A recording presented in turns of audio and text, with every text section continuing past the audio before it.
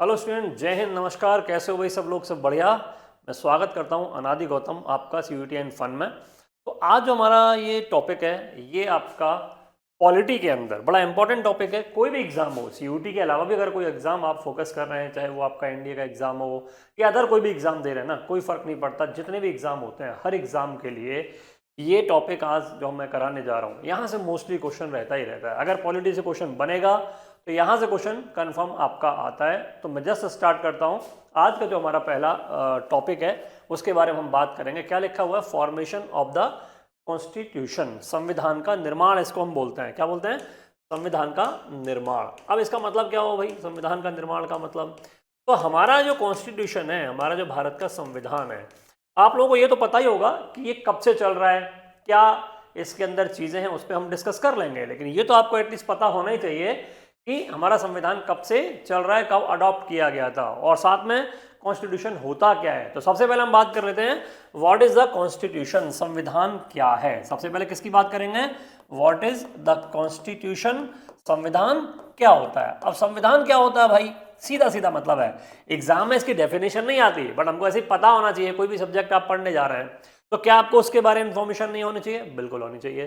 तो कॉन्स्टिट्यूशन क्या होता है? Constitution is the set of rules and regulation to regulate any country, any nation, any organisation और any union. कुछ भी, किसी भी संगठन को, किसी भी देश को, किसी भी राज्य को चलाने के लिए नियम कानून या रूल्स रेगुलेशन से की बात है। नियमों का, कानूनों का क्या अध्ययन, सेट क्या कहलाता है? संविधान कहलाता है। हिंदी लैंग्वेज बड़ी अच्छी है भाई, इंग्लिश तो खैर अच्छी है ही है, कोई बात नहीं, लैंग्वेज सारी अच्छी होती है, बट हिंदी लैंग्वेज अपना मतलब खुद बताती है कई सारी जगह। जैसे सम मतलब अच्छा और विधान मतलब कानून। इसका मतलब ये क्या है? अच्छा कानून है। तो भैया कानून अच्छे के लिए तो होता है, कंट्री में सब कुछ अच्छा चलता रहे, सब कुछ लोग नियम कानून फॉलो करते रहे। मतलब मेरी लिमिटेशंस क्या है, मैं क्या कर सकता हूं, मुझे क्या करना चाहिए और क्या नहीं करना चाहिए, कोड ऑफ कंडक्ट, वो जो चीजें होती हैं वो क्या होती हैं आपकी, वही कॉन्स्टिट्यूशन है। विधान, विधान मतलब लॉ, विधान मीन्स लॉ। तो अब बात आती है जो हमारा आज का कॉन्स्टिट्यूशन है कब से चल रहा है? 26 of January 1950 it was fully adopted on 26 of January 1950। इस डेट को इनैक्ट हुआ था, इस डेट से लागू हुआ था पूरी तरीके से। उससे पहले फॉर्मेशन हुआ, बनाया गया, ठीक। बट संविधान की जरूरत क्या थी, ये आप सबके माइंड में जरूर होना चाहिए कि जो नीड है वो क्या थी उस समय, कॉन्स्टिट्यूशन क्यों बनाया गया। तो उससे पीछे का रीजन है। रीजन क्या है कि हमारा कंट्री इंडिपेंडेंट हुआ 1947 में। इंडिपेंडेंस से बहुत पहले से हम लोगों ने कॉन्स्टिट्यूशन की डिमांड करनी स्टार्ट कर दी थी। अब एक चीज आती है, मैंने आपको क्या बोला अभी कि हमारा जो कंट्री है वो फ्री हुआ किससे? वो फ्री हुआ ब्रिटेन से। किससे फ्री हुआ? ब्रिटेन से फ्री हुआ था। कब? India became independent. India became independent. When? Independent on 15th of August 1947. From किससे? From Britain. भारत जो था हमारा, भारत 1947 में कब? 15 अगस्त को क्या हुआ? स्वतंत्र हुआ। स्वतंत्र हुआ, स्वतंत्र हुआ, आजाद हुआ, एक ही बात है। हुआ किससे हुआ भाई? तो ये हुआ था आपका ब्रिटेन से हुआ था। अब कोई भी कंट्री अगर किसी से इंडिपेंडेंट हो रहा है, फ्री हो रहा है, तो कभी गुलाम भी बना होगा, किसी के अंडर में भी आया होगा। इंडिया में जो ब्रिटेन वाले लोग थे, इनकी जो एंट्री हुई थी सी रूट से, सी रूट की बात कर रहा हूं, 1608 में हुई थी। इन लोगों की एक कंपनी थी, कंपनी का नाम था EIC। थोड़ा सा हम हिस्ट्री में बैकग्राउंड में जा रहे हैं, फिर पॉलिटी पर लौट के आएंगे, ठीक है ना। तो जो EIC है, east India company, EIC east India company या फिर east Indies company, it was set up on 31st of December 1600। ये 31 दिसंबर 1600 को एक कंपनी बनाई गई थी। कहां पर? ब्रिटेन में, इंडिया में नहीं, ब्रिटेन में। Setup in Britain. अब क्यों बनाई गई ये कंपनी? भैया सीधा सीधा है, टू ट्रेड। क्यों बनाई गई थी? To trade. किसके साथ? With India and other eastern countries, and other eastern countries. अब ईस्टर्न कंट्रीज क्यों हम यहां पर लिख रहे हैं? क्योंकि ब्रिटेन हमारे लिए कहां है? ब्रिटेन हमारे लिए वेस्ट में। अगर आप लोगों ने कभी ग्लोब देखा होगा अगर आपने कभी मैप देखा होगा वर्ल्ड का, तो ब्रिटेन हमारे लिए वेस्ट में है और इंडिया और ईस्टर्न कंट्रीज हमारे कौन से वाले हैं, श्रीलंका हो गया, चाइना हो गया, इंडोनेशिया हो गया, ये सब उनके ईस्ट में, वो हमारे वेस्ट में। इसीलिए ईस्ट इंडिया कंपनी ईस्ट के कंट्रीज के साथ ट्रेड करने के लिए बनी। ठीक है, तो जब ये कंपनी बनी ये व्यापार करने के मकसद से, तो सबसे पहले जो ब्रिटेन वाले लोग थे वो इंडिया में आए थे एज अ ट्रेडर। कैसे आए थे? ट्रेडर के रूप में आए थे भाई, ओनली व्यापारी के रूप में आए थे। और ये लोग व्यापारी के रूप में काम करते रहे कब से? 1608 में सी रूट से विलियम हॉकिंस नाम का बंदा आया था। आपको शिवम सर या मैं, मेरे ख्याल से शिवम सर ही आपको हिस्ट्री में, मॉडर्न हिस्ट्री में पढ़ाएंगे ये वाला टॉपिक। तो 1608 में 1608 में जो व्यापारी लोग हैं, ट्रेडर लोग हैं, वो कहाँ आए? वो इंडिया आ गए। व्यापारी लोग कहाँ गए? इंडिया आ गए। इंडिया आए ट्रेड करने के मकसद से। और 1757 में एक बैटल हुआ, बैटल ऑफ प्लासी। हिस्ट्री का टॉपिक है बट क्योंकि थोड़ा बैकग्राउंड जानना है इसलिए मैं बता रहा हूं। प्लासी का युद्ध, जो प्लासी का युद्ध हुआ है बेटा, उसी से क्या हुआ? प्लासी का जो युद्ध हुआ उस बैटल से इन लोगों ने इंडिया का एक पार्ट था बंगाल, वहां का नवाब था सिराजुद्दौला, उसको डिफीट किया और उस एरिया को काफी हद तक अपने अंडर में कर लिया, कुछ राइट्स अंडर में आ गए एक्चुअली। फिर 1764 में एक बैटल हुआ जिसका नाम था बैटल ऑफ बक्सर। धीरे धीरे ऐसे और बहुत सारे बैटल्स किए और उसके बाद में इनके अंडर में काफी सारा एरिया हमारा आ गया, हमारी ही हेल्प से। इंडियंस को यूज किया करते थे, स्पेशली जो किंग लोग होते थे वो इंडियन किंग ही होते थे, जिनको ये लोग यूज किया करते थे। किसके लिए? रूल करने के मकसद से। तो जब इंडिया में ये सारा काम चल रहा है, मतलब प्लासी का युद्ध हुआ, बक्सर का बैटल हुआ, फिर उसके बाद धीरे धीरे और बहुत सारा पार्ट इनके अंडर में आ गया। तो जब इनके अंडर में पार्ट आया तो रूल्स एंड रेगुलेशंस किसके थे? इनके थे। जो रूल्स एंड रेगुलेशंस हैं वो किसके थे? ब्रिटेन के थे। अच्छा, अदर भी कंपनी आई थी, अदर कंट्री भी आए थे, जैसे पोर्चुगीज आ गए थे, डच आ गए थे, है ना, ब्रिटिश आए थे, उसके बाद में फिर डेनिश आए थे, फ्रेंच आए, लेकिन इन लोगों ने ज़्यादा एरिया कवर किया इंडिया, इसीलिए हम इसके अकॉर्डिंग बात कर रहे हैं। तो ये जो लोग थे, वहाँ का जो क्राउन था, ब्रिटेन की जो गवर्नमेंट थी, साथ में वहाँ का जो क्राउन था ब्रिटेन का, कौन? क्राउन और गवर्नमेंट, ब्रिटिश क्राउन और गवर्नमेंट, ये है जो सरकार है, राज मुकुट है। इन्होंने ट्रेड करने के मकसद से परमिशन देना जब स्टार्ट किया, तो परमिशन दिया किस चीज़ के लिए? कि भैया आप ट्रेड कर सकते हो, किसके साथ में? इंडिया और अदर ईस्टर्न कंट्रीज के साथ में। बट धीरे धीरे मौका मिला, इन्होंने रूल करना स्टार्ट कर दिया। जब रूल करना स्टार्ट किया ब्रिटेन वालों ने इंडिया में, तो ब्रिटेन की सरकार ने इनको कंट्रोल करने के लिए, इनको डायरेक्शन देने के लिए कुछ एक्ट पास करने स्टार्ट किए, नजर रखने के मकसद से। एक्ट का नाम था रेगुलेटिंग एक्ट ऑफ इंडिया, जो पहला बड़ा एक्ट इंडिया में आया 1773 में, जिसके थ्रू कैलकाटा में सुप्रीम कोर्ट भी बनाया गया था। कैलकाटा में क्या बनाया गया था? सुप्रीम कोर्ट, भारतीय रेगुलेटिंग अधिनियम।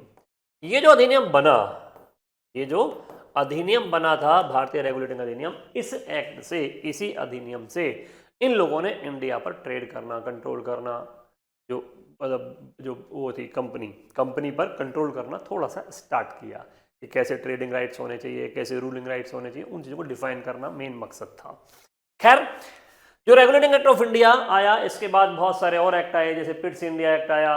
पिट्स इंडिया एक्ट के बाद फिर 4 चार्टर एक्ट आए, है ना, फिर गवर्नमेंट ऑफ इंडिया एक्ट के नाम से कुछ एक्ट आए, मॉन्टेगू चेम्सफोर्ड रिफॉर्म आया, उससे पहले मॉर्ले मिंटो रिफॉर्म आया। वो एक्ट वाली क्लास अलग से कर लेंगे, एक क्लास में कंप्लीट एक्ट करा देंगे। अभी के लिए सिर्फ मैं ये बता रहा हूँ कि पहले जो काम, आज जो काम इंडिया का कॉन्स्टिट्यूशन कर रहा है, उस काम को ब्रिटिश इंडिया में, ब्रिटिश इंडिया बोल रहा हूँ, ब्रिटिश भारत बोल रहा हूँ, उस इंडिया में कौन करता था? तो उस काम को एक्ट किया करते थे। एक तरह से कॉन्स्टिट्यूशन हमारे एक्ट्स के इम्पैक्ट के थ्रू बना है। आज भी हमारे इंडियन कॉन्स्टिट्यूशन में बहुत सारी ऐसी चीजें हैं जो कहाँ से ली गई हैं? किसी न किसी एक्ट से ली गई हैं। ठीक है, गवर्नमेंट ऑफ इंडिया एक्ट 1935, उससे तो बहुत कुछ लिया है, पढ़ाऊंगा उसको, ठीक है ना, सबसे ज्यादा कॉपी उसी से किया है।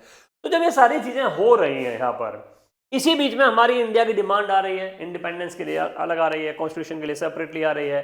तो एक रिवोल्ट हुआ 1857 का रिवोल्ट। जब वो रिवोल्ट हुआ तो उस रिवोल्ट के बाद में EIC का रूल इंडिया से खत्म कर दिया गया और पूरी तरीके से ब्रिटेन की जो सरकार थी, उसका जो क्राउन था, उसने अपने अंडर में सब कुछ कर लिया, वो खुद रूल करेंगे। और एक पोस्ट वाइसरॉय क्रिएट की गई, जो पहले गवर्नर जनरल के नाम से जाना जाता था।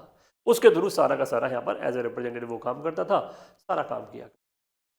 अब इन लोगों ने सोचा कि यार जो हमारे इंडियंस से हमको अधिकार चाहिए, राइट चाहिए, तो हमारे बहुत सारे राजा महाराजाओं ने मिलजुल के 1857 का 1857 का रिवोल्ट एक लड़ा, जिसमें अनफॉर्चुनेटली हमारे बहुत सारे लोगों ने हमारा साथ नहीं दिया, कुछ इक्विपमेंट की कमी हो गई, फाइनली हम लोग हार गए। बट उससे एक चेंज बड़ा देखने को ये मिला कि इंडिया एक साथ होकर लड़ सकता है। उस समय के कुछ लोगों ने ये दिखा दिया।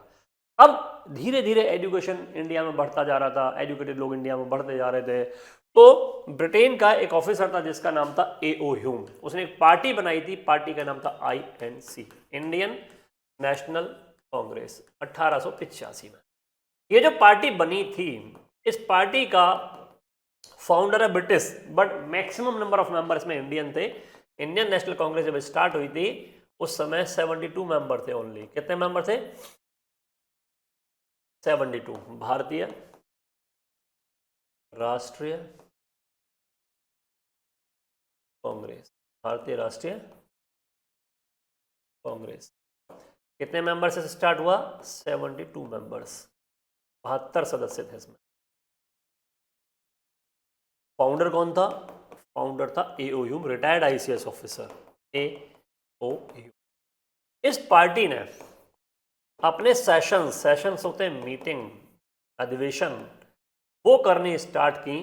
सबसे पहले फर्स्ट 1885 में इन्होंने एक सेशन कंडक्ट कराया बॉम्बे में। फर्स्ट सेशन कहाँ पर हुआ? बॉम्बे।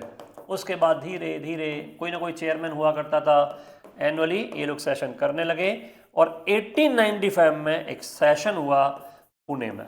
पहला सेशन भी पुणे में कंडक्टेड था, हो नहीं पाया, बॉम्बे में हुआ। पुणे का जो सेशन हुआ, उस सेशन में इन लोगों ने डिमांड की, यहाँ के जो चेयरमैन थे वो थे सुरेंद्र नाथ बनर्जी, पर इसमें एक प्रेजेंट थे मेंबर जिनका नाम है बाल गंगाधर तिलक। क्या? बाल गंगाधर तिलक। तिलक साहब ने डिमांड की थी किस चीज की? Rights for Indians. इसकी बात की थी, rights for Indian. Demanded by Tilak, Bal Gangadhar तिलक, लोकमान्य तिलक भी कह देते हैं, ठीक है ना। तो अधिकारों की मांग करने वाले जो पहले भारतीय हैं वो माने गए बाल गंगाधर तिलक। और कब किए? 1895 में। इन्होंने डिफाइन किया था एक बिल, जिस बिल को हम किस नाम से जानते हैं? स्वराज बिल के नाम से जानते हैं। स्वराज्य या स्वराज जो लिखा मिले आप लोगों को, स्वराज बिल, अपना राज।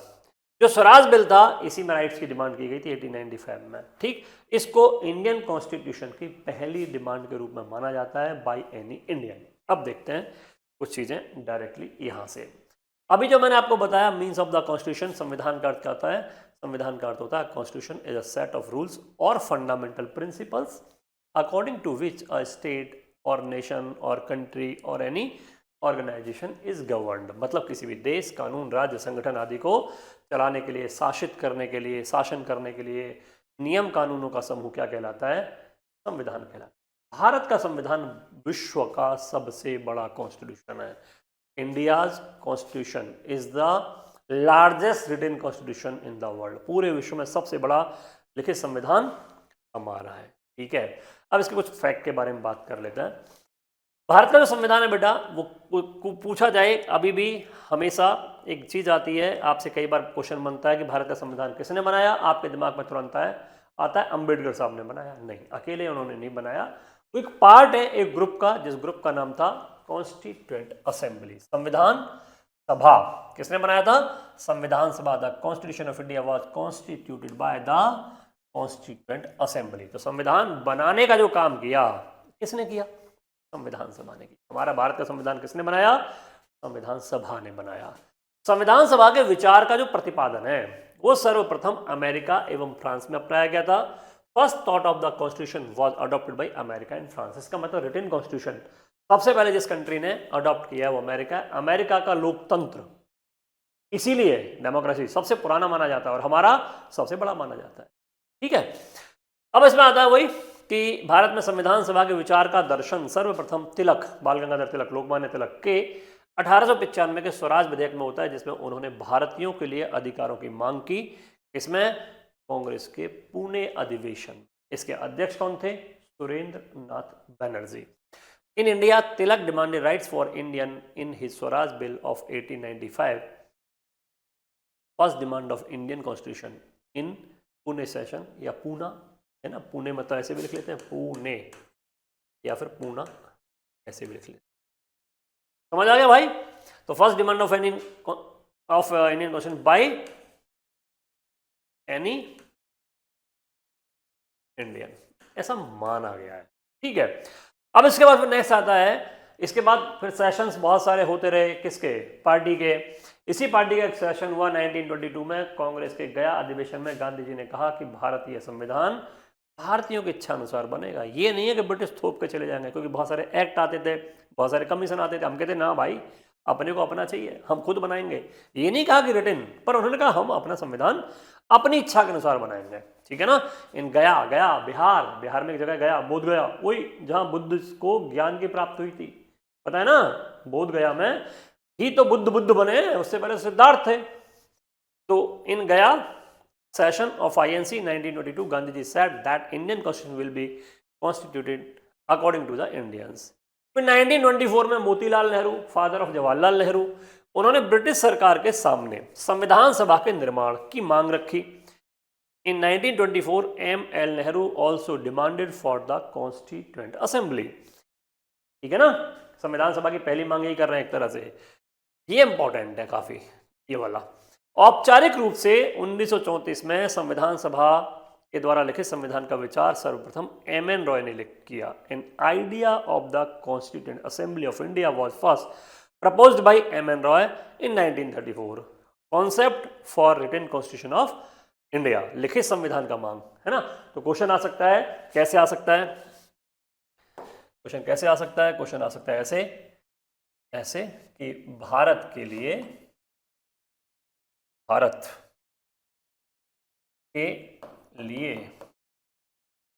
लिखित संविधान की मांग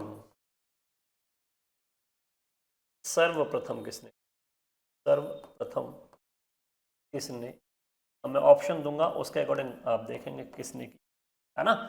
the demand of the written constitution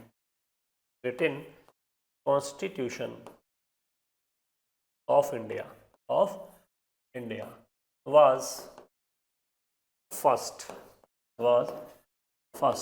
given by whom, ऐसे आएगा। ठीक है, अब अगर ऐसे आता है, मान लो मैं ऑप्शन देता हूं, आप दिमाग लगाओ दिमाग। पहला आपका है ऑप्शन में नंबर 1 तिलक मतलब बाल गंगाधर तिलक, लोकमान्य तिलक, जो भी नाम लिखा मिले। दूसरा ऑप्शन है मान लो डॉक्टर B.R. अंबेडकर। तीसरा ऑप्शन है मान लिया गांधी जी। और भाई जो चौथा ऑप्शन है वो है M.N. रॉय। नाम सुना M.N. Roy, doctor M.N. Roy, पूरा नाम था इनका मानवेंद्र नाथ रॉय। क्या नाम था? Manvendra Nath Roy, doctor M.N. Roy, founder of Communist Party of India, भारतीय कम्युनिस्ट पार्टी के संस्थापक हैं भाई। इस ईयर में अभी 1925 में ये फाउंडेशन रखा था और 2025 में इस पार्टी को 100 साल हो गए। इंपॉर्टेंट आ सकती है, जैसे आरएसएस को 100 ईयर्स हो गया है, मोदी जी ने अनाउंसमेंट भी कर दिया था उसके बारे में। तो डॉक्टर M.N. रॉय जो थे वो थे, गांधी जी थे, तिलक थे, या अंबेडकर साहब थे? तो खुद सोचो, अभी बताया था किसकी बात कर रहे हैं, रिटन कॉन्स्टिट्यूशन की। तो नाम किसका आएगा? M.N. रॉय साहब का आएगा। लिखित संविधान की सबसे पहले इन्होंने मांग की थी, तो आंसर हो जाएगा डॉक्टर M.N. रॉय। कब? 1934 में। तो ऐसे बेटा क्वेश्चन बन जाते हैं। चलो आगे बढ़ते हैं। 1938-39 में जवाहरलाल नेहरू जो हमारे भारत के पहले प्रधानमंत्री बने थे, इंसान बहुत अच्छे थे, कोई उन्हें पसंद करता है नहीं करता है बात अलग है, कुछ एक दो गलतियों की वजह से कई बार होता है कि उनकी बुराई की जाती है, पर बेहतरीन पीएम थे, बेहतरीन पीएम। हाँ, तो क्या आता है कि 1938-39 में जवाहरलाल नेहरू ने घोषणा की कि संविधान सभा का निर्माण वयस्क मताधिकार अडल्ट फ्रेंचाइजी के आधार पर किया जाएगा, बिना किसी बाहरी हस्तक्षेप के। अब एडल्ट फ्रेंचाइजी क्या होती है? बताओ। अरे यूनिवर्सल एडेड फ्रेंचाइज जी, 18 साल के होने पे वोटिंग राइट मिल जाता है। अब बालिग हो गए, वोटिंग राइट मिल गया। जैसे इस बार अभी बिहार का इलेक्शन हुआ है ना, रिजल्ट भी आ गया। तो 18 साल के बहुत सारे लोगों ने पहली बार वोट किया। समझ गए ना पॉइंट? ये नेहरू जी ने क्या कहा कि Nehru ji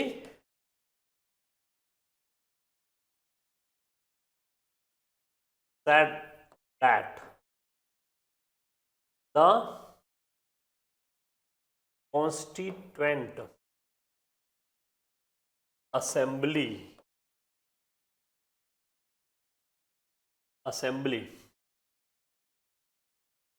will be appointed या इलेक्टेड, जो भी लिखा मिले, elected on the basis of क्या एडल्ट फ्रेंचाइजी। ठीक है बेटा। अब इसके बाद क्वेश्चन बनता है कि हम तो डिमांड कर रहे हैं, हर बार कुछ ना कुछ डिमांड करते रहते थे, बट ब्रिटिश ने पहली बार इस चीज को कब एक्सेप्ट किया? तो क्या लिखा है अंग्रेजों ने, अंग्रेज मतलब ब्रिटिश ने, ठीक है ना, ने पहले इसे 1940, सबसे पहली बार 1940 में के अगस्त प्रस्ताव में स्वीकार किया, मतलब सर्वप्रथम। फिर पुनः क्रिप्स मिशन में 1942 में। It was first accepted by British in 1940, in August offer again in 1942 in the Cripps mission. Stafford Cripps नाम का बंदा था, उसी के नाम पर क्रिप्स मिशन कहा जाता है। जो अगस्त ऑफर था ये उस समय के वायसराय ने दिया था, जिसका नाम था लॉर्ड लिनलिथगो। क्या नाम था? Lord Linlithgow. जो मैं एक्स्ट्रा पॉइंट बोलता हूँ ना, लिख लिया करो, नोट कर लिया करो, अपने नोट्स बनाओ, जरूरी है, बहुत जरूरी है, एग्जाम में वही काम आता है लास्ट मोमेंट पे। ठीक है, तो इसके बाद आता भाई जुलाई 1946 में कैबिनेट मिशन के अनुसार अब एक कमीशन आया। कमीशन बहुत सारे आते रहते थे ब्रिटेन से, ठीक है। तो एक कमीशन आया 1946 में, 1946 में। क्या नाम था? कैबिनेट मिशन योजना। उसके अनुसार संविधान सभा के लिए क्या कराए गए? चुनाव। वही संविधान सभा जिसने हमारा संविधान बनाया, जिसके एक मेंबर डॉक्टर बी.आर. अंबेडकर साहब भी हैं। तो क्या कहता है बेटा? Under the cabinet mission plan 1946 election was held for the constituent assembly. अब जो कैबिनेट मिशन इंडिया में आया था 1946 में आया था, कितने मेंबर के साथ? Total number of member 3। पहला मेंबर कौन था? Pethick Lawrence, Frederick Pethick Lawrence chairman था, और उस समय सेक्रेटरी ऑफ स्टेट की पोस्ट हुआ करती थी, उस पोस्ट पे काम कर रहा था। दूसरा था ए.बी. अलेक्जेंडर, नेवल मिनिस्टर था ब्रिटेन में। तीसरा था Stafford Cripps, chairman of board of trade, व्यापार बोर्ड का अध्यक्ष था। तो इन तीनों मेंबर को क्वेश्चन यहां से कैसे आता है? ऐसे आएगा, भारत में कैबिनेट मिशन कब आया? अगर डेट पूछी जाए तो 24 मार्च, आगे मेंशन होगी जरूर। 24 मार्च 1946 को इंडिया पहुंचा था, दिल्ली, न्यू दिल्ली। कितने मेंबर थे? क्वेश्चन ये आएगा 3। कौन मेंबर था, कौन मेंबर नहीं था? कई बार ऐसे भी आ जाता है। इन 3 के अलावा जो लिखा मिले वही मेंबर नहीं था। 3 members sent by labour government. उस समय ब्रिटेन में लेबर पार्टी की सरकार थी in UK with Clement Attlee as the British PM. Britain का प्रधानमंत्री उस समय कौन था? Clement Attlee. इसी ने इसको भेजा था यहाँ पर, ठीक है ना, क्लीमेंट एटली। क्लीमेंट एटली की क्लीमेंट एटली की लेबर मतलब श्रमिक वर्ग, उदारवादी।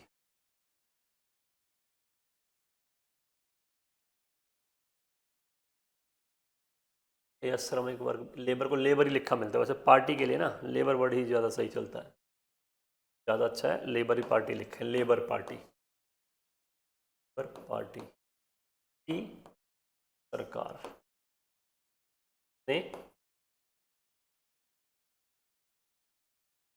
इस कमीशन को भारत भेजा। कमीशन को आयोग कह सकते हो हिंदी में, को भारत भेजा। ठीक है भैया, चलो। तो ये कब आया था? यहाँ डेट होगी, देखो जरा, देखो 24 मार्च। 24 मार्च दिल्ली पहुंचा। ठीक है, मेंबर ये लिखे हुए हैं ही हैं, इसमें ये लिखे हुए हैं। तो कैबिनेट मिशन 24 मार्च 1946 को भारत आया। क्लियर? ये 3 मेंबर हो गए। क्वेश्चन है कि इस कमीशन का पर्पस क्या है, उद्देश्य क्या है, तो मैं यहाँ पर पर्पस लिख देता हूँ। मिशन का जो पर्पस है, उद्देश्य क्या है, तो दो चीज़ें हैं, एक तो इंटरिम गवर्नमेंट बना लो, जब तक कंट्री फ्री नहीं होता तब तक के लिए एक ऐसी गवर्नमेंट काम करेगी जिसमें इंडियन मेंबर होंगे लगभग सारे, कुछ को छोड़ के, और ये जो सरकार होगी, जो गवर्नमेंट होगी, ये नॉन परमानेंटली काम कर रही है जब तक परमानेंट वाली इंडिपेंडेंस के बाद नहीं आ जाती। और दूसरा सीए बना लो, सीए मतलब कॉन्स्टिट्यूएंट असेंबली बना लो, और इसके लिए क्या होगा, इलेक्शन होगा। क्या होगा, चुनाव होगा। पानी पी लेते हैं बेटे, उसके बाद आगे बढ़ेंगे।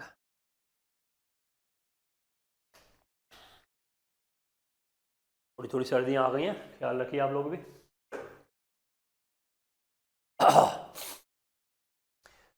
अब ये वही है जो मैंने अभी आपको पार्टी के बारे में बताया था, वो जो डिमांड्स वगैरह के बारे में बताया था, सेम चीज़ यहाँ पे अलग लिख दी गई है दोबारा से, ठीक है ना। अब मैं यहाँ पर आता हूँ, यहाँ पर कुछ चीज़ें मैं नोट करता हूँ, जो मैं हाथ से लिखता हूँ उस चीज़ पर थोड़ा और फोकस करना आप लोग, वो होगा नोट्स में कहीं ना कहीं ज़रूर, पर फिर भी देख लेता है। अब देखो एक चीज़ आती है, कभी भी किसी भी देश में, किसी भी राज्य में कोई भी अगर इलेक्शन होता है, डायरेक्ट इलेक्शन आपको लिखा मैंने ना, प्रत्यक्ष चुनाव, तो जहाँ पब्लिक वोट करती है उसे डायरेक्ट इलेक्शन बोलते हैं, है ना। तो कभी भी अगर कोई इलेक्शन होता है, डायरेक्ट हो इनडायरेक्ट हो, तो ध्यान में किसको रखा जाता है, पॉपुलेशन, जनसंख्या। जनसंख्या को मेजर करने का जो तरीका है, जनसंख्या को नापने का तरीका है, काउंटिंग करने का तरीका जो है, डाटा कलेक्ट करने का जो तरीका है, वो हमारे पास क्या होता है, सेंसस। क्या होता है, सेंसस। सेंसस मतलब क्या होती है भाई, जनगणना। जन मतलब जनता और गणना मतलब गिनती, जनता की गिनती कर लो, पब्लिक की गिनती कर लो, है ना, यही तो हुआ। तो जो सेंसस होता है सबसे पहली बार 1872 में कराया गया था, फिर 1881 से रेगुलरली स्टार्ट हो गया, तब से लेके हर 10 साल में होता था। अभी लास्ट 2011 वाला हुआ था, 21 वाला हुआ नहीं है, अपकमिंग है वो 2027 में बोल रहे हैं कराने का। अभी वाला लेट हो गया, कोविड के चक्कर में कैंसिल किया था, और होता ही जा रहा है, बार बार टालते जा रहे हैं। तो इससे पहले जो सेंसस था, सेंसस हमने बात की फर्स्ट टाइम कब हुआ था, 1871 72 इरेगुलर वाला, और 1881 से रेगुलर स्टार्ट हो गया। फर्स्ट रेगुलर ये है, फर्स्ट रेगुलर ये है, नियमित, प्रथम नियमित, ठीक है ना। यहां से लेके 2011 तक कितनी बार हो गया, 15 टाइम, 15 बार हो चुका है, 15 था ये, 16वां आएगा अभी 2021 वाला जो 27 में है। मैं यहाँ पे 2021, ये नेक्स्ट है, और ऑब्लिक करके लिख दिया है 2027, ठीक है ना। 26 में कुछ डाटा कलेक्ट करेंगे जम्मू कश्मीर वगैरह का, फिर उसके बाद में 27 से मेन काम स्टार्ट हो जाएगा। अब अगर ये जनगणना है भाई, तो ये हम बात कर रहे हैं 1946 की, संविधान सभा की। तो इससे पहले मतलब 1946 से पहले कब जनसंख्या काउंट की होगी, से पहले जनगणना हुई थी, सेंसस हुआ था 1941 का। उसके अकॉर्डिंग उस समय की जो लगभग पॉपुलेशन थी, वो लगभग पॉपुलेशन थी भैया कितनी, 40 करोड़। आज ज़्यादा नहीं है, सिर्फ 140 करोड़ के आसपास है। सबसे ज़्यादा यही बढ़ी है, चाइना को पीछे छोड़ दिया है। रिसोर्सेज डे बाई डे कम होते जा रहे हैं, संसाधन कम होते जा रहे हैं, जनसंख्या बढ़ती जा रही है। ये हमारे लिए एक बोझ की तरह है, पर यही हमारी ताकत भी है। क्यों, क्योंकि विश्व की सबसे बड़ी यूथ, यंग एज के लोग हमारे इंडिया में हैं। ये अच्छी बात है, और साथ में दुख की भी बात है, ज़्यादातर बेरोजगार है, अनएम्प्लॉयड है, ये सबसे बड़ा प्रॉब्लम है। तो भाई पॉपुलेशन थी 40 करोड़। अब इन्होंने कहा यार कितने मेंबर होने चाहिए पूरे देश को रिप्रेजेंट करने के लिए, तो इन्होंने कहा कि प्रत्येक 10 लाख, प्रत्येक 10 लाख पर 10 लाख, जहां पर 10 लाख ना मिले वहां पर कम से कम चलाओ 7.5 लाख पर 1 मेंबर होना चाहिए, ऐसे चुनाव कर लो। तो इन्होंने कहा अगर एक मेंबर 10 लाख की पॉपुलेशन में से आता है तो लगभग 400 मेंबर चाहिए। कितने चाहिए, लगभग अप्रॉक्स 400 चाहिए। बाद में इन्होंने बहुत डिस्कशन किया, जो वही कैबिनेट मिशन वाले लोग डिस्कस कर रहे हैं। उन्होंने कहा यार एक काम करते हैं, थोड़े कम कर लेते हैं, क्योंकि कहीं कहीं पॉपुलेशन कम है, वहाँ 7.5 लाख से काम चल रहा है, तो क्यों ना हम लोग कुछ और मेंबर कम करें। तो 389 मेंबर इन्होंने डिसाइड कर लिए। कितने, 389 मेंबर्स, 389 मेंबर, 389 सदस्य किसमें आए?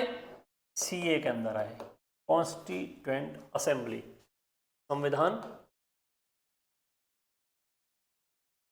सभा। जहां मैं सीए लिख रहा हूं उसका मतलब है कॉन्स्टिट्यूएंट असेंबली, ठीक है ना?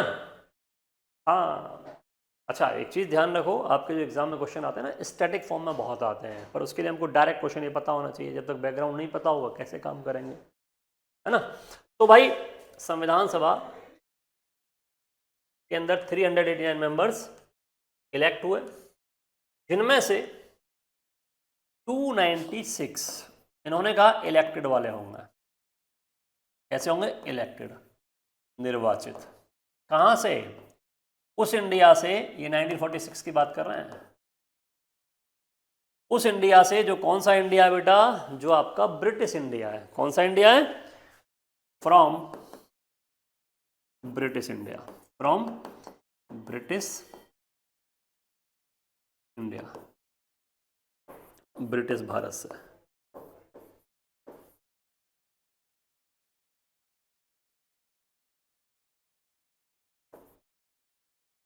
ये जो था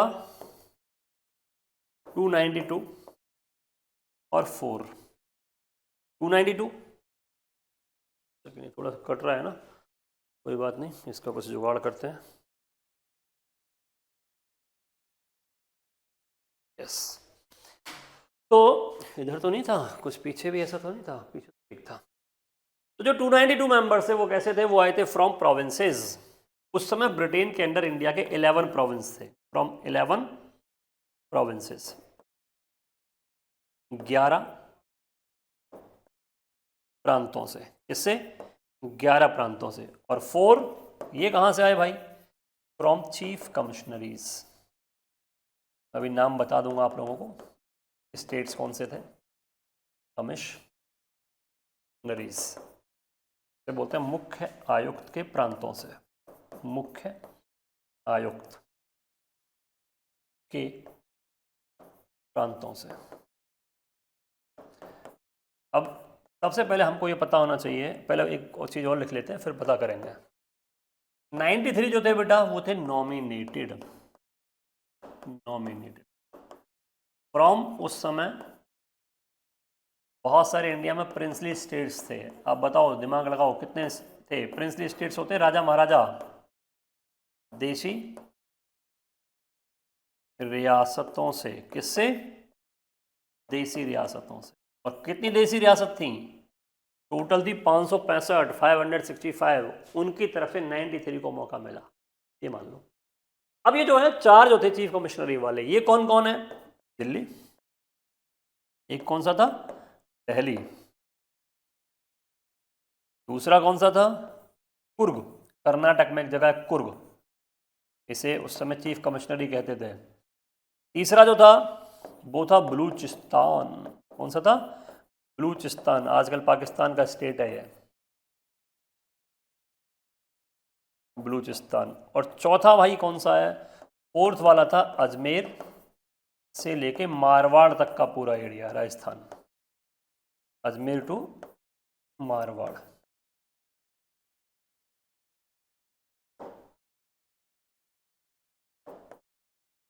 अब दिमाग में एक चीज आती है कि what is the difference between province and chief कमिश्नरीज।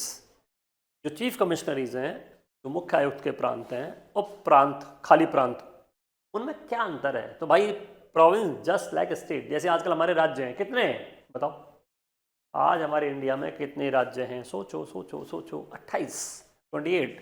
और कितने यूनियन टेरिटरी हैं? 8। तो जैसे आज हमारे पास 28 स्टेट हैं, वैसे उस समय 11 प्रोविंस थे जो ब्रिटेन के अंडर में थे। उसके अलावा और बहुत सारे अलग अलग थे, ब्रिटेन के अंडर की बात कर रहे हैं। दूसरा, 4 चीफ कमिश्नरीज थे, जैसे आजकल यूनियन टेरिटरी वगैरह होती हैं, लगभग वही कॉन्सेप्ट है। तो 4 इसके हमने नाम लिख लिया, 11 प्रोविंसेस में और लिख देता हूँ, फिर आगे बढ़ेंगे। ओके, 11 प्रोविंसेस ऑफ किसके? ब्रिटिश इंडिया,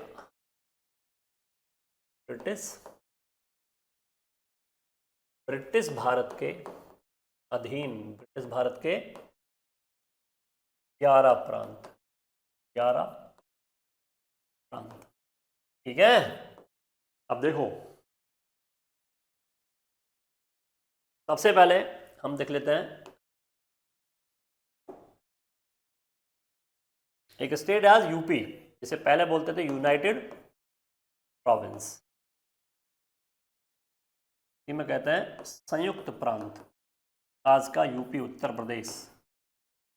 दूसरा है सेंट्रल प्रोविंस, सेंट्रल प्रोविंस मतलब होता है मध्य प्रांत, आज का एमपी, आज का कौन सा, एमपी, मध्य प्रदेश। तीसरा था कौन सा, थर्ड इज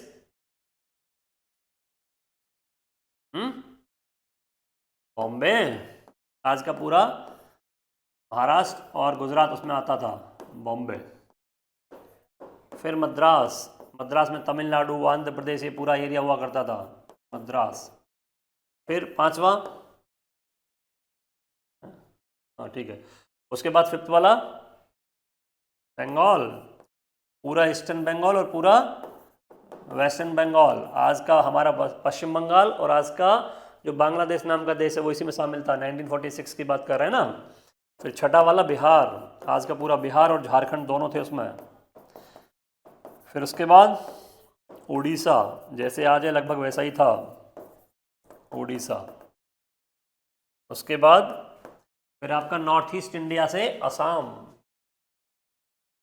असम, असोम कहते हैं, असम मतलब नॉर्थ ईस्ट इंडिया लिख लो, मेनली नॉर्थ ईस्ट इंडिया का मैक्सिमम पार्ट यही था, उत्तर पश्चिम भारत। उसके बाद नौवा है पंजाब, पंजाब में आज का पूरा इंडिया का पंजाब, पाकिस्तान वाला पंजाब, हरियाणा, जम्मू कश्मीर, हरियाणा और वो हिमाचल प्रदेश, चंडीगढ़, ये सब इसी में था। 10वां जो है इसके बाद 10th वाला वो था सिंध, पाकिस्तान के पास है सिंध। ठीक है ना भाई, अनडिवाइडेड इंडिया से तो स्टार्ट हुआ था, बाद में पाकिस्तान वाले अलग चले गए आज़ादी के बाद।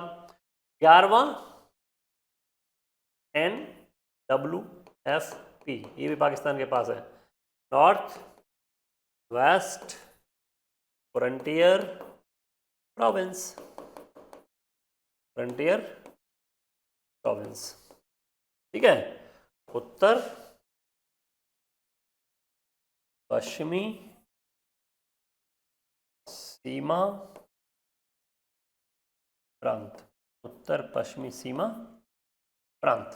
तो ये कुल मिला के 11 थे, इसी में पूरा इंडिया समाया हुआ था, मैक्सिमम चीजें। ठीक, तो 11 प्रोविंस हो गए और 4 हमारे पीछे लिखा था हमने चीफ कमिश्नरीज हो गए। अब इन सब लोगों के जब इलेक्शन हुए तो कितनी सीट आई थी बेटा, 296 सीट थी और 93 सीट थी, 93 विदाउट इलेक्शन और 296 इलेक्शन वाले हैं। यही हमने पीछे लिखा है कि ब्रिटिश इंडियन गवर्नर प्रोविंस वाले 292, चीफ कमिश्नरी वाले 4, प्रिंसली स्टेट वाले 93, कुल मिलाकर होगा 389, यही 389। ठीक है ना, आएंगे अभी पॉइंट पे हम नोट के, ये रहा, और अच्छा अच्छा साफ सुथरा ये दिख रहा है। ठीक है, देख सकते हो। Cabinet mission recommended to appoint a constituent assembly to make the constitution of India and to appoint an interim government। जो कैबिनेट मिशन था उसी के अकॉर्डिंग सब कुछ हुआ है। उसने क्या कहा था, उसने कहा था भैया संविधान का निर्माण कर लो। पूछा कौन करेगा, बोला भाई संविधान सभा करेगी, ये करेगी कॉन्स्टिट्यूएंट असेंबली, और साथ में सरकार चला लो, इंटरिम गवर्नमेंट, अंतरिम सरकार। इंटरिम शब्द का मतलब होता है टेम्पररी, नॉन परमानेंट, अस्थायी, कुछ भी कह सकते हो। ठीक है ना, ये काम किया। इसी के परमिशन के बाद फिर हमारा काम भी स्टार्ट हो गया। Election for the constituent assembly was conducted according to the cabinet mission plan 1946। Member of the constituent assembly were elected indirectly by the member of the provincial legislative assembly, वही जो 11 और 4 थी। Total strength 389। कैसे आए, ऐसे आए। ठीक है, चलो इसके बाद आउट ऑफ 296 एक क्वेश्चन बनता है कि इसमें यहाँ पर देख लेते हैं, ये रहा जो 389 मेंबर हैं उसका ये डिवीजन हमने पीछे लिख ही लिया है। पार्टी के अगर अकॉर्डिंग बात करें किस पार्टी को कितनी सीट मिली, तो result of the election 208 Congress को मिली थी। उस समय की सबसे बड़ी पार्टी कौन सी थी, कांग्रेस। 208 ये जीत गए। जो मुस्लिम लीग नाम की पार्टी थी जिसके बहुत सारे मेंबर बाद में पाकिस्तान निकल लिए, मुस्लिम लीग उसके 73 मेंबर और इंडिपेंडेंट निर्दलीय थे 8 और अन्य पार्टी वाले थे 7।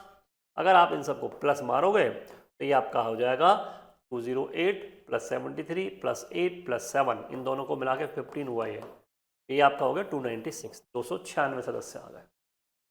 संप्रदाय के आधार पर अगर देखें, एक्चुअली जो इलेक्शन था वो कम्युनिटी बेस्ड था, सांप्रदायिक आधार पर था, कम्युनल बेसिस था। तो उसके अकॉर्डिंग इन्होंने जनरल के लिए सीट रखी थी 213, 79 सीट थी मुस्लिम की, 4 सीट थी सिख की। सबको प्लस करोगे वही 296 आएगा, इन सबको प्लस करोगे तो कितना आएगा 296। महिला इलेक्ट होकर आई थी 15 वुमेन। एससी शेड्यूल कास्ट 26 आए थे, शेड्यूल ट्राइब वाले 33 आए थे। अभी भी लोकसभा में 84 सीट शेड्यूल कास्ट के लिए होती हैं और 47 सीट शेड्यूल ट्राइब्स के लिए होती है। ठीक है, बढ़िया है, चलो यही बेटा पीछे लिखा है।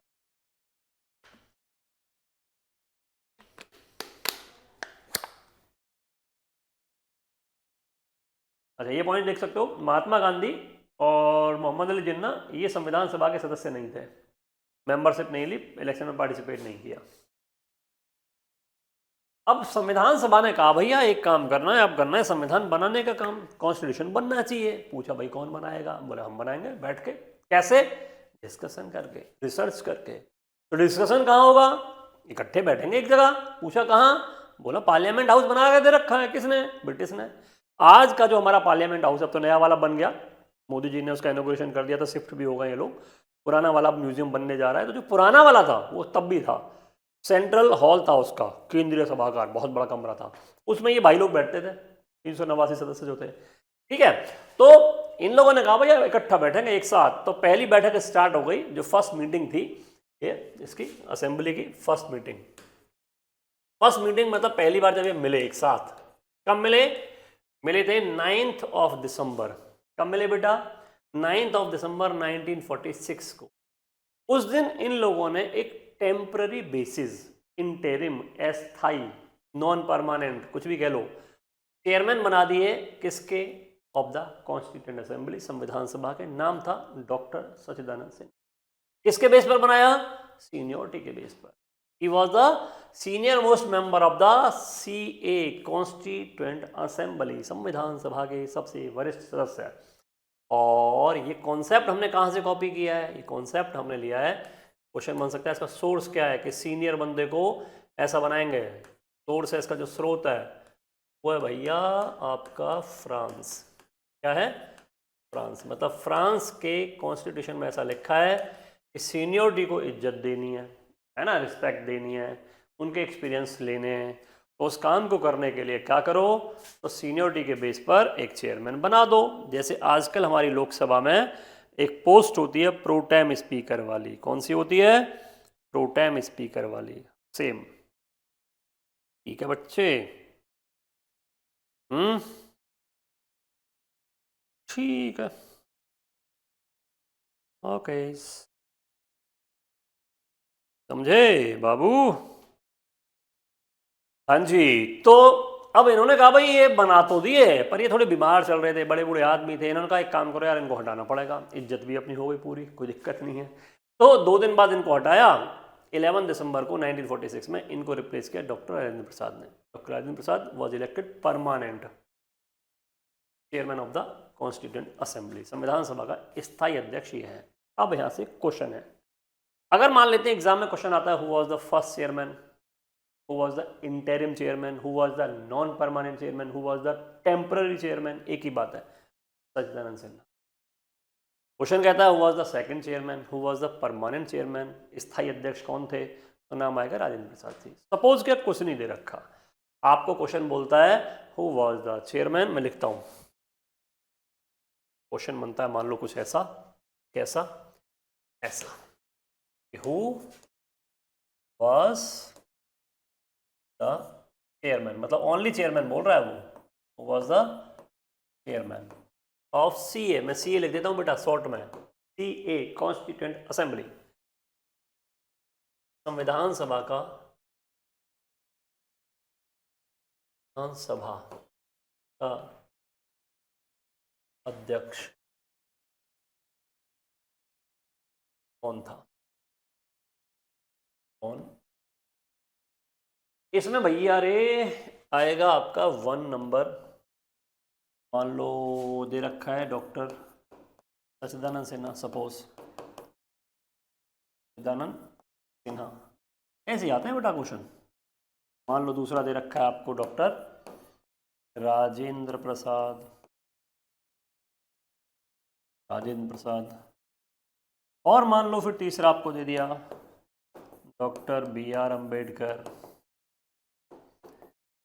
बी आर अम्बेडकर, एक और मान लो दे दिया चौथा आपको पंडित जवाहरलाल नेहरू।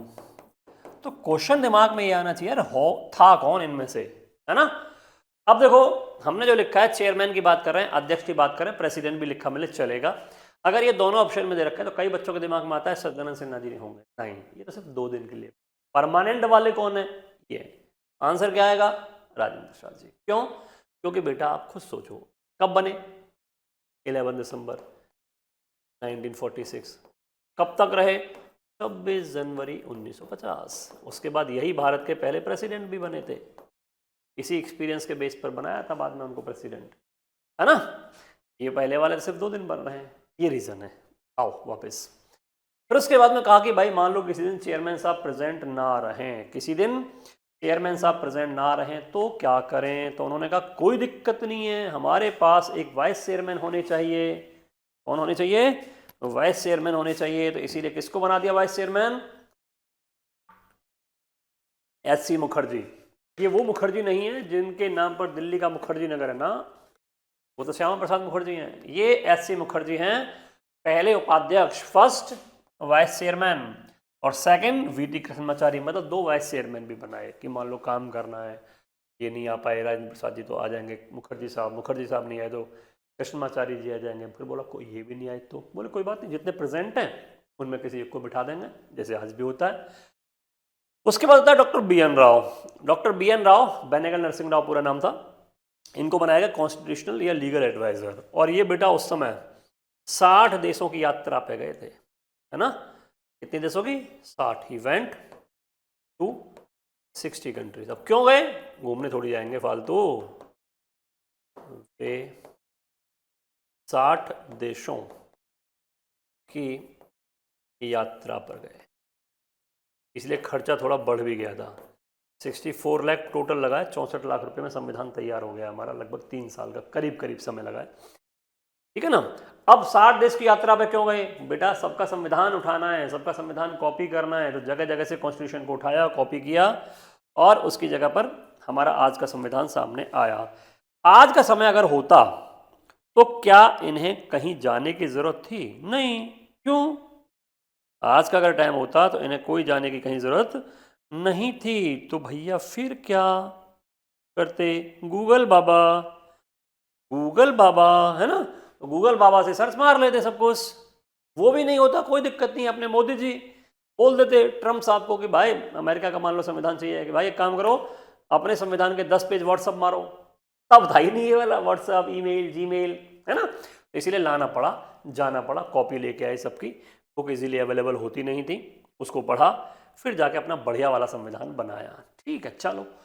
उसके बाद संविधान को बनाने के लिए कुछ कमेटी बनाई गई, सबको काम डिवाइड कर दिया, भैया तुम ये वाला काम कर लो, तुम ये वाला काम कर लो, तुम ये वाला काम कर लो। तो ऐसे करके लगभग 22 कमेटीज बनाई गई थी। उनमें से एक आपको याद रखनी है इंपॉर्टेंट वाली, कौन सी, ड्राफ्टिंग कमेटी, हिंदी में बोलते हैं प्रारूप समिति। प्रारूप समिति या drafting committee under the chairmanship of doctor B R Ambedkar 29 अगस्त 1946 को, सॉरी 47 को, इंडिपेंडेंस के बाद ये कमेटी अपॉइंट हुई थी। क्वेश्चन में चांस है इस कमेटी के मेंबर्स का, कौन इसका मेंबर था, कौन इसका मेंबर नहीं था। तो भाई आप लोग ना पूरे मेंबर याद रखना, यहाँ सामने मैंने लिख दिए हैं। डॉक्टर बी आर अम्बेडकर इसके चेयरमैन है, तो 6+1 हम मेंबर लिख सकते हैं। टोटल नंबर ऑफ मेंबर है 7 including chairman. Gopal Swami Iyengar, KM. Munshi, Krishna स्वामी अय्यर, सैयद मोहम्मद सादुल्ला, बी.एल. मित्र। बाद में इन्होंने रिज़ाइन मार दिया मित्र साहब ने, इनकी जगह पर कौन आ गए, एन माधवराव, फिर डी.पी. खेतान, इनकी डेथ हो गई। फिर नए कौन आए, कृष्णमाचारी जी। ओके चलो आगे बढ़ते हैं, यही सेम मेंबर है। इसीलिए तो फादर ऑफ इंडियन कॉन्स्टिट्यूशन कहते हैं, क्योंकि मेन ड्राफ्ट तैयार करने का काम किया है। क्या किया है? ड्राफ्ट। ड्राफ्ट ड्राफ्ट क्या होता है? स्ट्रक्चर, सॉरी, बेसिक चीजें हैं। ठीक है। अब इसके बाद 13 दिसंबर को एक बहुत बढ़िया चीज आई भाई। पहली जब हमने 9 दिसंबर को सच्चिदानंद सिन्हा जी आए, 11 दिसंबर को राजेंद्र प्रसाद जी, फिर उसके बाद में 13 दिसंबर को इन्होंने कहा उद्देश्य प्रस्ताव पढ़ा। तो क्या किया, यहां लिख देते हैं हम, ऑन 13 दिसंबर 1946। संविधान जो कमेटी थी ना, उससे पहले है एक तरह से, समझ लो इस पॉइंट को। मैं इस पॉइंट को आपको पहले ही यहाँ बता देता हूँ, यहाँ होना चाहिए ये था ना, इसके बाद। हाँ, अब ठीक है,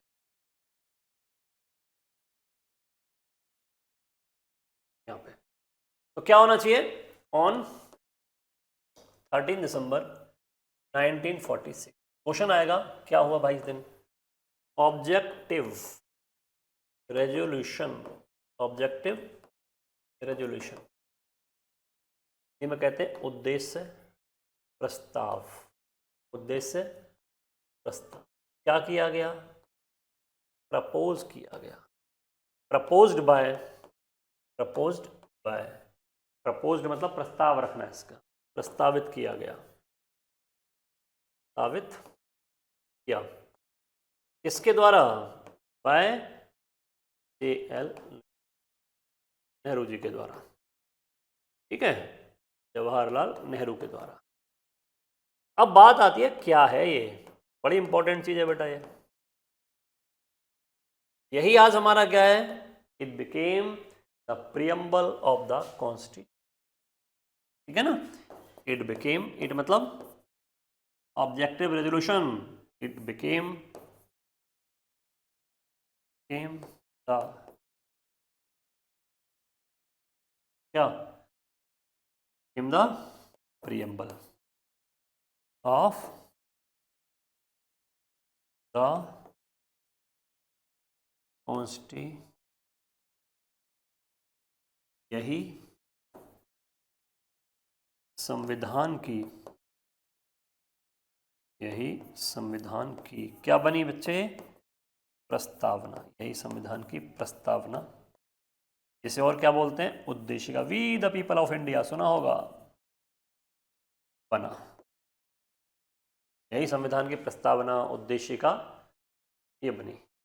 ठीक है, आगे बढ़ें, चलो। अब इसी के बारे में फिर इसको एक्सेप्ट किया गया था, तो मैं ये वाला पॉइंट यहाँ पर देख लेता हूँ, एक सेकंड, रीड मार दें।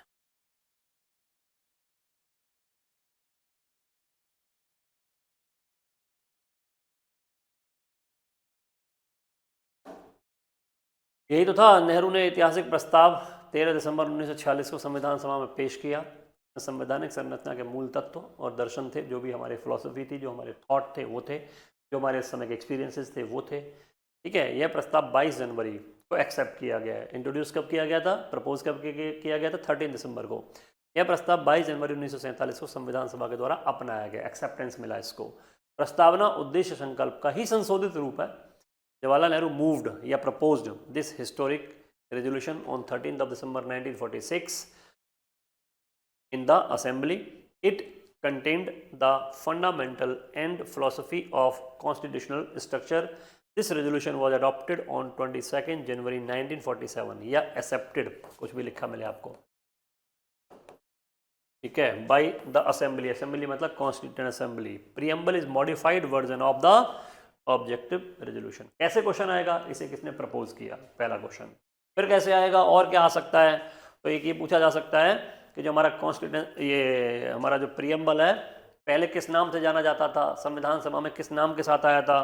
तो आया था ऑब्जेक्टिव रेजोल्यूशन के नाम से। फिर क्वेश्चन आ सकता है कि ऑब्जेक्टिव रेजोल्यूशन आज किस नाम से जाना जाता है? आज क्या है? तो आज क्या है बेटा? आज है ये हमारा प्रियम्बल, प्रस्तावना। We the people of India, mostly NCERT cover page पर रहता है। आज ही देखना, पढ़ के देखना एक बार इसको, सारी विशेषता नजर आएंगी कि हमारा देश कैसा है।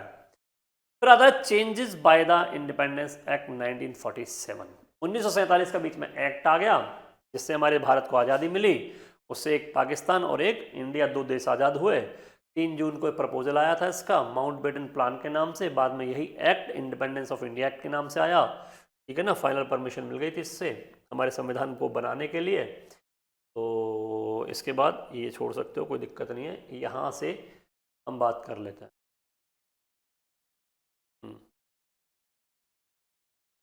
अच्छा, अब इसमें एक चीज़ है, आपने देखा अंबेडकर साहब के बारे में ज़्यादा अभी बात नहीं की गई है, करते हैं ये रहा। एक काम करते हैं, मैं अलग से कुछ पॉइंट लिख देता हूँ यहीं, आते हैं ना हम लोग, यहीं लिख देते हैं अंबेडकर साहब के बराबर में ही।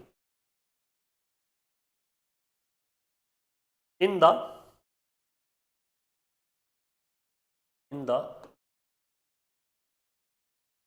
Original CA doctor Ambedkar was elected from eastern Bengal, from eastern Bengal seat, but after the partition,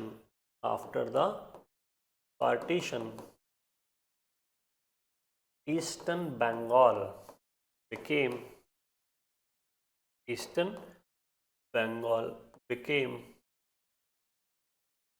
eastern Pakistan,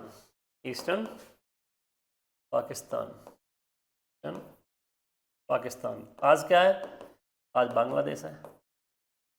इन 1971 बांग्लादेश, तब से लेकर आज तक बांग्लादेश के नाम से जाना जाता है ना। अब BR अम्बेडकर साहब की जो सीट है वो तो चली गई भाई दूसरे देश में, अब क्या करें, रीइलेक्ट कराया है। आफ्टर दैट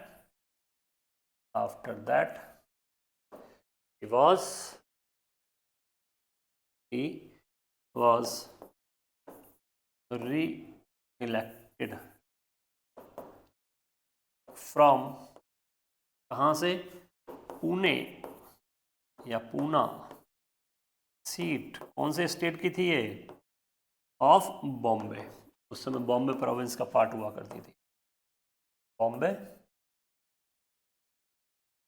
ठीक है। और इसके लिए फॉर हिम एक उसमें बंदा था MR जैकर, उस एक पोस्ट पे इलेक्टेड मेंबर थे, उन्होंने रेजिग्नेशन दिया। फॉर हिम MR जैकर, जो भी स्पेलिंग लिखा मिले आपको, रिजाइंड, ठीक है। हाँ, विदाउट यहाँ तक तो बढ़िया। ओके,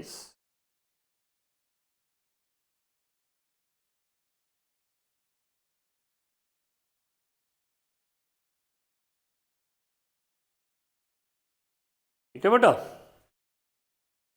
मतलब है मूल संविधान सभा, चलो हिंदी में भी लिख ही दे रहा हूँ यार, मूल संविधान सभा में, इसमें मूल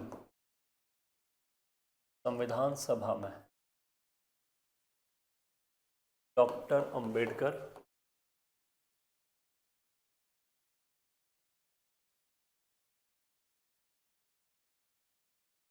पूर्वी बंगाल की सीट से चुने गए थे, लेकिन भारत के विभाजन के बाद, 15 अगस्त के बाद, विभाजन के बाद, बल्कि 14 अगस्त को ही हो गया था ये वाला, 14 अगस्त को के बाद पूर्वी बंगाल पूर्वी पाकिस्तान बन गया, पूर्वी पाकिस्तान। और 1971 में बांग्लादेश बन गया। इसके बाद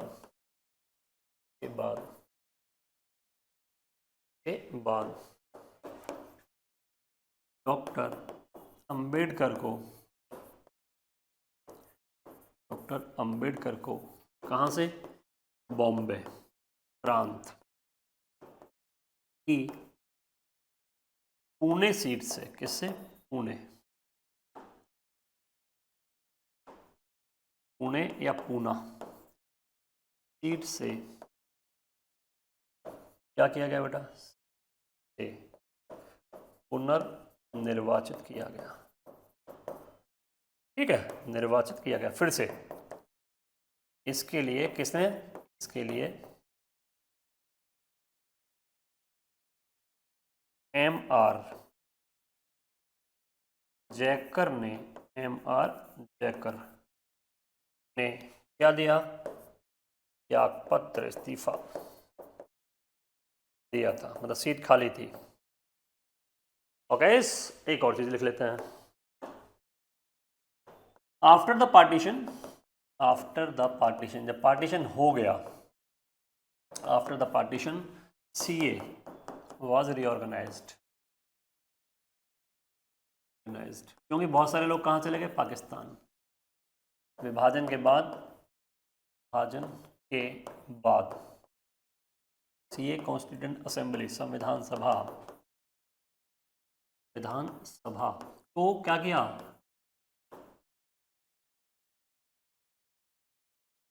पुनर्गठित किया। ठीक है, एंड इन न्यू, जो बची हुई है बाद वाली, इन न्यू CA कितने मेंबर बचे बेटा, 299 मेंबर्स वर लेफ्ट। ठीक है,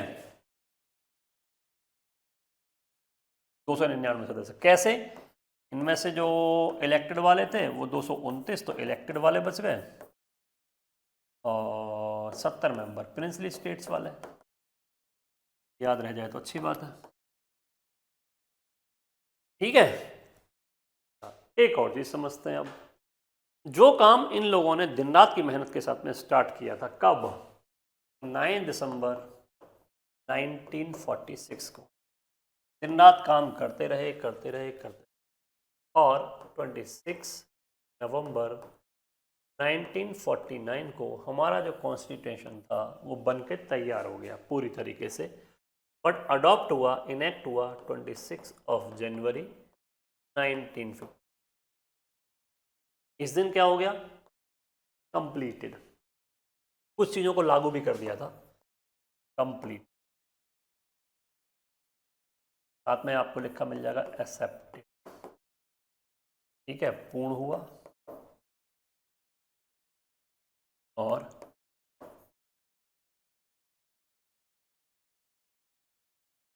हुआ। ये जो डेट है, फर्स्ट मीटिंग से स्टार्ट हुआ था, वो लास्ट है। यहाँ पर फुल्ली अडॉप्ट हो गया, पूरी तरह लागू, इनेक्ट हो गया, पूर्णतः लागू। यहाँ 15 या 16 आर्टिकल्स को अडॉप्ट किया गया।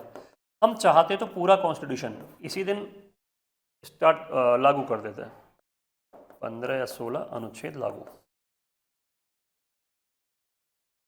ठीक है, बट हमने थोड़ा टाइम एक्सटेंड किया। क्यों किया बताएंगे अभी। अब देखो, यहां से यहां के बीच में कई बार क्वेश्चन आता है पूरा टाइम कितना खर्च हुआ, तो इसके बीच यहां से यहां तक टाइम ड्यूरेशन,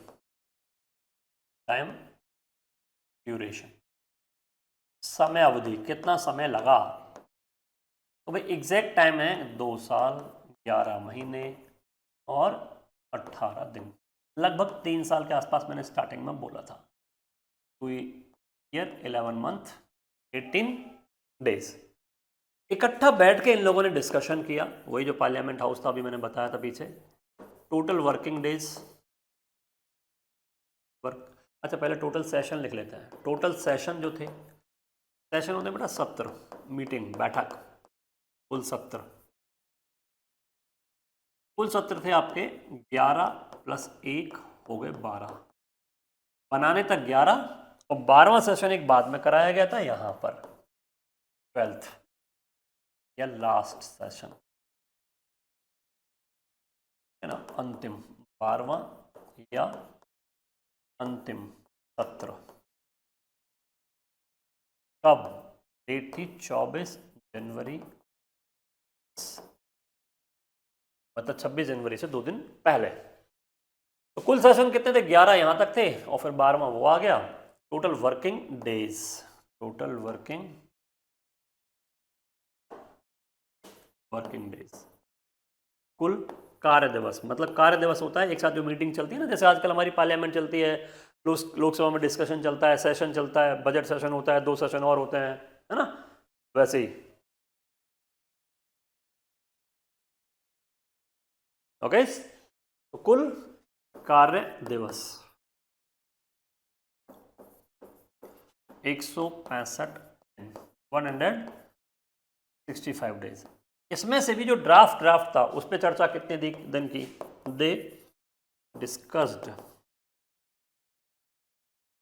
ऑन ड्राफ्ट, प्रारूप, स्ट्रक्चर जो बनाया था उस पर, प्रारूप पर चर्चा कितने दिन की बेटा?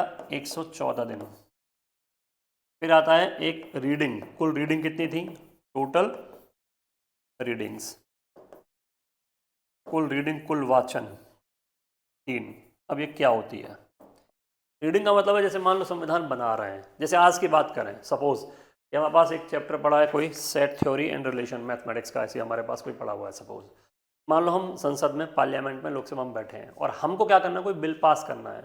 तो बिल का पहले कोई प्रपोजल लेके आएगा, प्रस्ताव लेके आएगा, पढ़ना स्टार्ट करेगा, this is this chapter, this, ऐसे करके सारा पढ़ डालेगा।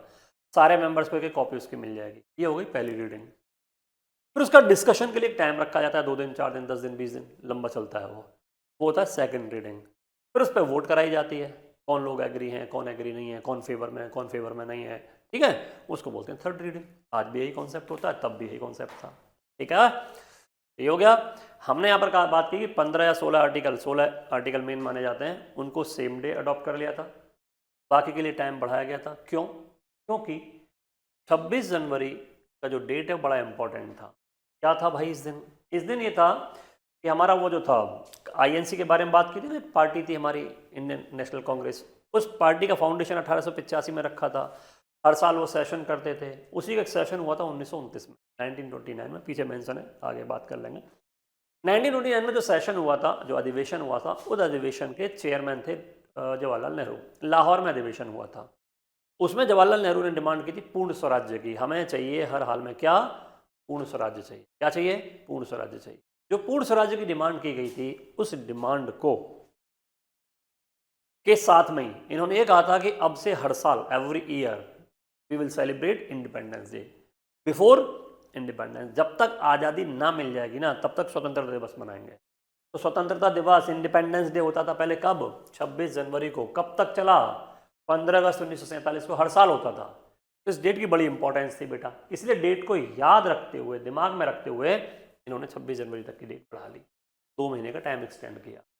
24 जनवरी को 12वां सेशन क्यों किया? इसी दिन राजेंद्र प्रसाद जी को अपना देश का पहला राष्ट्रपति घोषित किया गया। जन गण मन को भारत का नेशनल एंथम माना गया। वंदे मातरम को भारत का नेशनल सॉन्ग माना गया। ठीक है, ये सारे रीजंस हैं, देख लेते हैं एक बार। ये मैंने अभी आपको पीछे पढ़ाया ही था, सारा जो मैंने लिखा था वही है, यहाँ है। 26 नवंबर 1949 लॉर्डे, नहीं इससे पहले एक और होगी, ये रही। Main source of the power of Indian क्या है? यूनियन एंड स्टेट्स पब्लिक है, जनता ही है, जनता से सब कुछ मिलता है। जी ऑस्टिन एक हैं, उन्होंने कहा है कि इसमें सबसे, संविधान सभा में सबसे ज़्यादा मेंबर कांग्रेस के थे। एक स्टेटमेंट दे दिया, याद रखना चाहो कर लेना, नहीं तो कोई बात नहीं है।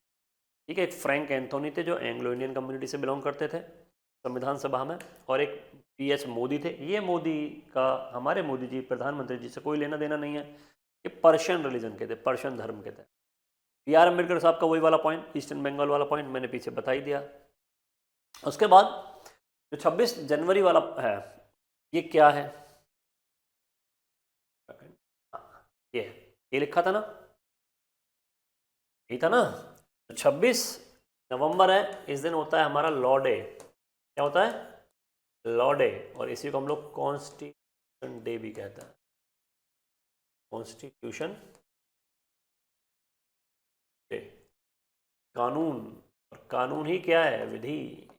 कानून ही क्या है? विधि। संविधान दिवस भी कहता है ना। संविधान दिवस, कॉन्स्टिट्यूशन डे, करंट अफेयर्स में याद रखना। सिंस कब से? 2015 में अनाउंस किया था मोदी जी ने, तब से है। उससे पहले ओनली लॉ डे कहते थे। 26 जनवरी सब लोग जानते ही होंगे, क्या होता है बेटा? Republic day. Republic day. इस दिन हमारे प्रेसिडेंट ऑफ इंडिया, भारत के जो राष्ट्रपति हैं, वो देश को संबोधित करते हैं, एड्रेस करते हैं, और 15 अगस्त को प्रधानमंत्री जी, पीएम साहब करते हैं। ठीक है, तो अब आते हैं वापस, कहानी पढ़ सकते हो आप लोग चाहो तो, ये वाली। हमारा संविधान हमारा कानून है, इसलिए 26 नवंबर को संविधान दिवस या कानून दिवस मनाते हैं। 26 नवंबर कॉन्स्टिट्यूशन डे, संविधान दिवस। कब से? फर्स्ट टाइम 2015 में, या पीएम साहब ने डिक्लेयर किया था, मोदी जी ने। और 125वां जन्म दिवस था उस समय डॉक्टर बी आर अम्बेडकर का, उसके उसमें अनाउंसमेंट कर दिया था। उसके बाद जो टाइम एक्सटेंड क्यों किया गया था, मेन रीजन था 26 जनवरी का इम्पोर्टेंस। शुद्ध हिंदी में लिख दिया है, शुद्ध इंग्लिश में लिख दिया है। INC party which was founded in 1885 by A O Hume, अभी बताया था ना, उसका एनुअल सेशन होता था, जो फर्स्ट 1885 में हुआ था, और लाहौर सेशन 1929 में हुआ था under the chairmanship of Jawaharlal Nehru. 26 January was declared as the Independence Day, which was first time celebrated in 1930.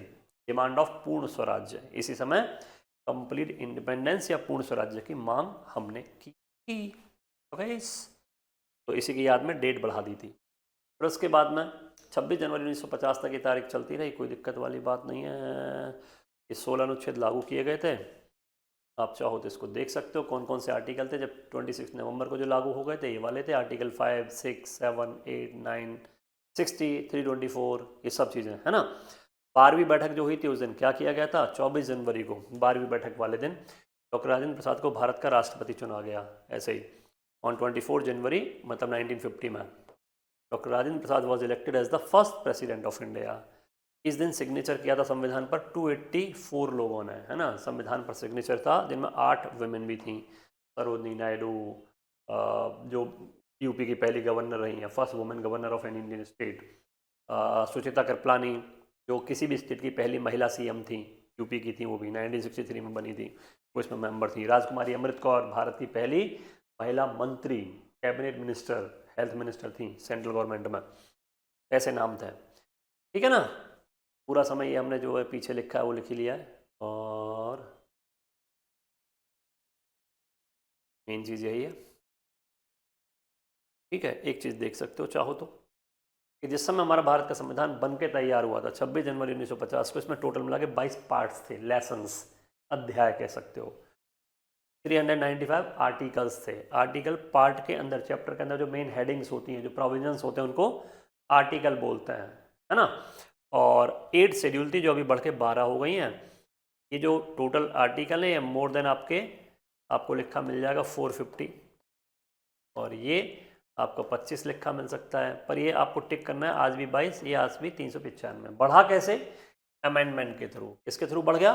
Amendments. जो अमेंडमेंट होते हैं कॉन्स्टिट्यूशन में, अमेंडमेंट वो कौन करती है? पार्लियामेंट, संशोधन करती है। तो अगर एग्जाम में क्वेश्चन आए कि पहले कितने शेड्यूल थे, शेड्यूल क्या है? कुछ इंपॉर्टेंट चीज़ें होती हैं जो आर्टिकल में भी होती हैं, अलग से भी लिख दी जाती हैं, इंपॉर्टेंस को ध्यान में रखते हुए, ठीक है। तो जो शेड्यूल पहले कितनी थी? 8 थी, आज कितनी है? 12, ऐसे टिक करोगे। अगर आपसे पूछा जाता है पहले कितने आर्टिकल थे? 395, आज भी कितने? 395। फिर पूछा जाता है पहले कितने पार्ट थे? 22, आज भी कितने? 22, ये टिक करोगे। ऐसा क्यों है? जब हमने शेड्यूल में, अनुसूचियों में चेंजेस किए, तो भाई अमेंडमेंट जब किया ना, तो अमेंडमेंट 8 के बाद 9, 10, 11, 12 इसी सीक्वेंस में किए। अगर बात करें, यहाँ पर शेड्यूल की बात कर रहे हैं, अगर बात करें आर्टिकल्स की, तो आर्टिकल्स में अभी तक 395 के बाद 396, 397, इस नंबर पे अभी कभी नहीं आया। फिर क्या हुआ है? पहले से एक आर्टिकल था, आर्टिकल नंबर 21, उसमें ए, 51 ए, 48 ए, 43 ए, 43B, इस तरह से बेटा ऐड किया गया है और कुछ नहीं है। ठीक है, तो ये हो गया। ऐसे यहाँ पर पार्ट हैं, पहले से एक पार्ट था कौन सा 9, उसमें A जोड़ दिया, 9 में B जोड़ दिया, 4 में A जोड़ दिया। तो आज भी कितना मान के चलोगे आप लोग, पार्ट वही 22, आर्टिकल 395, क्योंकि आर्टिकल का सब आर्टिकल बढ़ा है, ना कि एक्चुअल में आर्टिकल बढ़ा। तो ये ध्यान में रखेंगे। और बाकी एक बार और पढ़ के देखना चाहो पढ़ लेना। हमारा जो मेन चीज़ थी, हाँ एक चीज़ ध्यान में रखो, आगे पढ़ेंगे हम, ये कॉन्स्टिट्यूशन में जो अमेंडमेंट होता है वो कौन करती है, पार्लियामेंट करती है। कौन करती है, पार्लियामेंट। और इसके बारे में कहाँ मेंशन किया गया, अलग से एक चैप्टर है इंडियन कॉन्स्टिट्यूशन का, चैप्टर नंबर 20 भाग 20, ये जिसमें एक ही आर्टिकल है, एक अनुच्छेद है 368, जिसका सोर्स क्या है, साउथ अफ्रीका। मतलब हमारे संविधान में चेंजेस होंगे, ये हम लोगों ने कहाँ से कॉपी किया, साउथ अफ्रीका से कॉपी किया। ठीक है, ये हमने पीछे सारा पढ़ लिया था, सब बता दिया मैं। तो मेरे ख्याल से इतना बहुत है फिलहाल के लिए, बाकी नेक्स्ट सेशन में मुलाकात करेंगे हम लोग। आप लोग बहुत बढ़िया से ऐसे तैयारी करते रहो, कोई दिक्कत परेशानी नहीं आएगी। मैंने आपको क्वेश्चंस वगैरह भी फ्रेम करना बताया है, कैसे आते हैं इस टॉपिक पे अलग से भी क्वेश्चन कराऊंगा मैं आपको। ठीक है ना, तो हमको ये समझ आ जाएगा एग्जाम में कैसे क्वेश्चन पहले आते रहे हैं, आगे कैसा चांस है उसको आने का। आसान है बट उतना भी नहीं, लेकिन फिर भी आसान बना के पढ़ा जा सकता है। अभी हमने सिर्फ एक तरह से इंट्रोडक्शन पढ़ा है कि संविधान क्या है, ड्राफ्टिंग, फॉर्मेशन, इंडियन कॉन्स्टिट्यूशन का फॉर्मेशन पढ़ा है। ये पहला चैप्टर होता है, ये हिस्ट्री में भी आता है, मॉडर्न हिस्ट्री का लास्ट चैप्टर यही है, और पॉलिटी का पहला चैप्टर यही है, formation of the Indian constitution, Bharat के संविधान का निर्माण। तो मेरे ख्याल से आज के लिए सफिशिएंट है, बढ़िया से पढ़ते रहो। नेक्स्ट सेशन में बहुत जल्दी से फिर मुलाकात करेंगे। Thank you so much. जय हिंद, जय भारत, नमस्कार, खुदा हाफिज, ख्याल रखिए, दुआ में। Thank you so much.